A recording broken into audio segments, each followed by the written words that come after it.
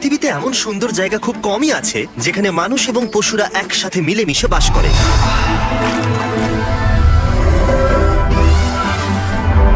আফ্রিকার মধ্যবর্তী এক অঞ্চলে কেনিয়াতে বসবাস করে মাসাই মারা উপজাতি।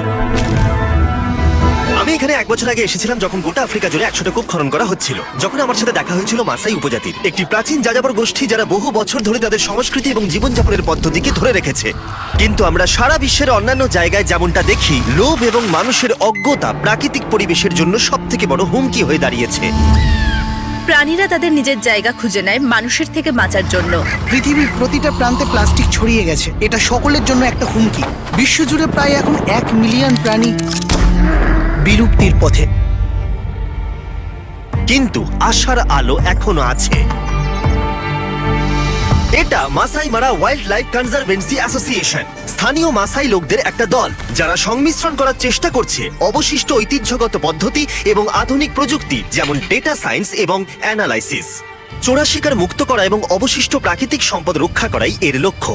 কিন্তু এখনো এমন অনেক বাধা আছে যেগুলো নিয়ে কেউ কোনো কথা বলে না। তাই ড্যান এবং ড্যারেন মাসাই মারাতে ফিরে গেল এই সম্প্রদায়কে কিভাবে সাহায্য করা যায় সেটা দেখতে। এবং তাদের ক্যাম্প থেকে কিছুটা দূরে ড্যান এবং ড্যারেন অসাধারণ কিছু একটা দেখতে পেল।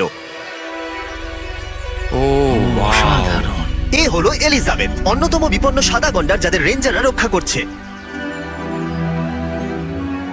কি দারুণ একটা দৃশ্য! এটা সত্যি অবিশ্বাস্য। যেমন এটাকে তুমি পুরো অনুভব করতে পারবে। 27 বছর ধরে তুমি এদের সঙ্গে আছো। হ্যাঁ হ্যাঁ হ্যাঁ এরা নিশ্চয়ই তোমার কাছে ছেলের মতো। হ্যাঁ। এই রেঞ্জার্সরা সারা দিন রাত কাজ করে শুধুমাত্র এই পশুদেরকে সুরক্ষিত রাখার জন্য, কারণ এরা সবাই হচ্ছে লোকাল মাসাই পিপল এবং এরা খুব ভালো করে জানে যে এরাই হচ্ছে এই পশুপালকদের রক্ষাকর্তা। যখন আমরা ক্যাম্প সাইটে পৌঁছেছিলাম তখন আমরা মাসাই কনজারভেন্সি সিইও ড্যানিয়েলের সাথে দেখা করেছিলাম, এক্ষেত্রে কি কি বাধা আছে সেটা জানতে। গত 40 বছরের দিকে তাকান।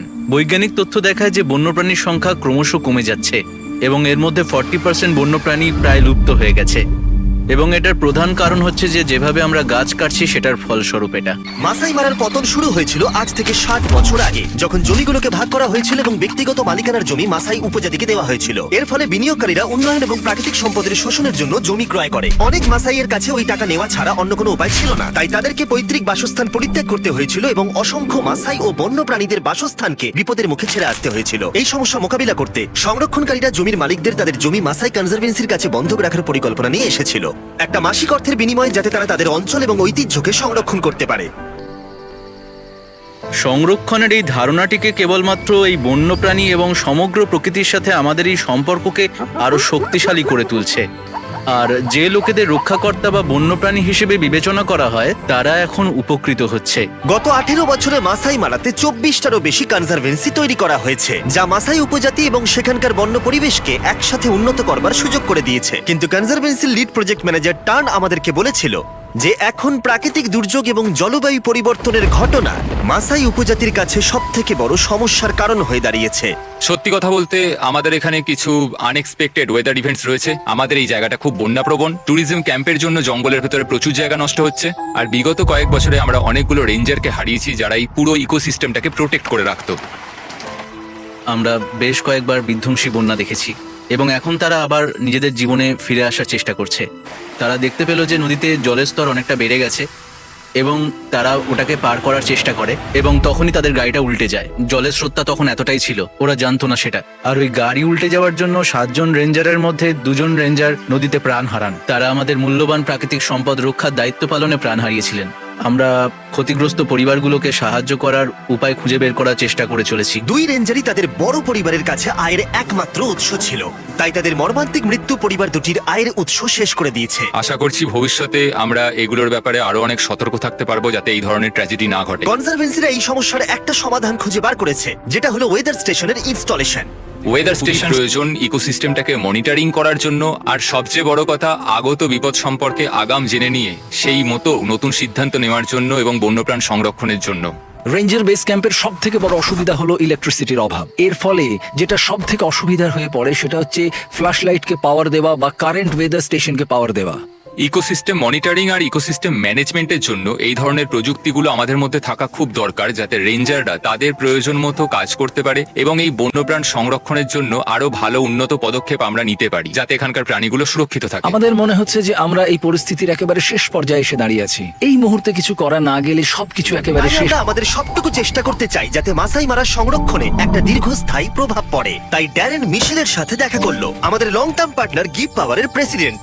তারা কনজারভেন্সির সাথে রেঞ্জারদের জন্য ক্লিন এনার্জি তৈরি করার চেষ্টা করছে, যাতে গিভ পাওয়ার গোটা রেঞ্জার স্টেশনকে ক্লিন এনার্জির সাথে রাতের বেলা আলো দিতে পারে। এবং সব থেকে বেশি গুরুত্বপূর্ণ হলো ওয়েদার স্টেশন এবং সেন্সরকে পাওয়ার সাপ্লাই করা, যাতে আবহাওয়ার পরিবর্তন বুঝতে এবং মাসাই উপজাতিকে সুরক্ষিত রাখতে সুবিধা হয়। আসলে আমি খুব এক্সাইটেড ছিলাম, কারণ আমাকে সুযোগ করে দেওয়া হয়েছিল এই রেঞ্জার স্টেশনগুলিতে পাওয়ার এনে দেওয়ার জন্য। আমরা এখানে একটা ডিজিটাল কানেকশন তৈরি করে দেওয়ারও সুযোগ পেয়েছি, সেই ইনফরমেশনগুলোকে জড়ো করে দেওয়ার জন্য যেগুলো তারা ফিল্ড থেকে পায়, এবং যাতে আমরা সবাই মিলে এই কার্বন ক্রেডিটস শুরু করতে পারি। কোম্পানিগুলো কার্বন ফুটপ্রিন্ট অফসেট করতে কার্বন ক্রেডিট কিনেছে এবং সেগুলোকে কাজে লাগাচ্ছে গ্রিন হাউস গ্যাসকে কন্ট্রোল করতে। যদি কনজারভেন্সিগুলোর কাছে আরো ওয়েদার স্টেশন থাকে, তাহলে কোম্পানিগুলোকে তারা কার্বন ক্রেডিট বিক্রি করতে পারবে, যাতে ऐसे और वीडियोस को देखने के लिए हमारे चैनल को आप लोग सब्सक्राइब कर सकते हो। 7টা ওয়েদার স্টেশন এবং সোলার গ্রিড ইনস্টল করেছি। সেটা ড্যারেনের সাথে ড্যানিয়েলকেও অনেকটাই অবাক করে দিয়েছিল। ড্যানেল, আমরা আরো নতুন 5টা ওয়েদার স্টেশনের পেছনে ইনভেস্ট করতে যাচ্ছি। আমার কাছে কৃতজ্ঞতা প্রকাশ করার কোনো শব্দ নেই। আমি মাসাই সম্প্রদায়ের হয়ে এই কথাটা সবাইকে বলতে চাই। এখানের হাজার হাজার জমির মালিক যারা এখানে নেই, তারা খুব খুব খুশি হবে।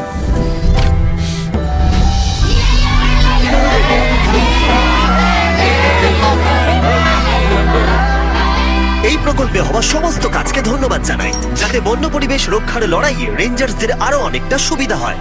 কনজারভেন্সিগুলো কার্বন প্রজেক্ট থেকে নিজস্ব উপার্জন করতে পারবে, যাতে তারা আরো বেশি জমি লিজ নিতে পারে, যাতে বন্য পরিবেশের উন্নতির জন্য অনেক বড় মুক্তাঞ্চল পাওয়া যায় এবং বহু শতাব্দী ধরে বসবাসকারী মাসাই উপজাতির জীবন সুরক্ষিত করা যায়। আমরা এটাও নিশ্চিত করছি যে নতুন প্রজন্মের জন্য আমরা যেটা শুরু করছি সেটা যেন চালিয়ে যেতে পারি, কারণ এটা আসলে তাদের জীবন জীবিকার পরিবর্তনও ঘটাচ্ছে। এটি আসলে হাজার হাজার পরিবারের মুখে হাসি ফোটাচ্ছে। এটা আমাদের কাছে আশীর্বাদের মতন।